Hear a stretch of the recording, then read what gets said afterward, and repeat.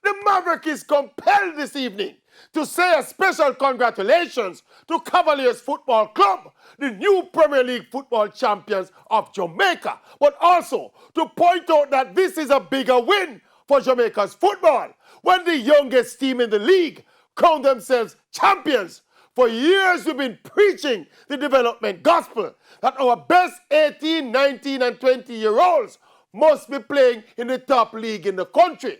For elite talent, playing schoolboy football until 18 and 19 is a waste of time and a waste of talent.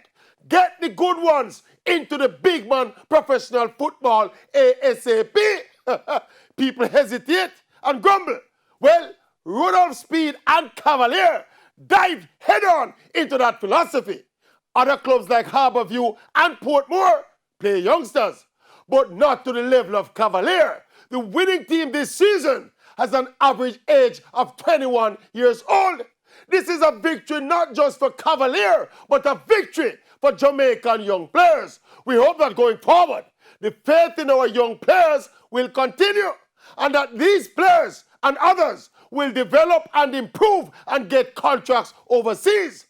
So for the next World Cup cycle and the next World Cup cycle, we won't have to be scampering around at the last minute, desperately searching for ready-made talent that really don't exist.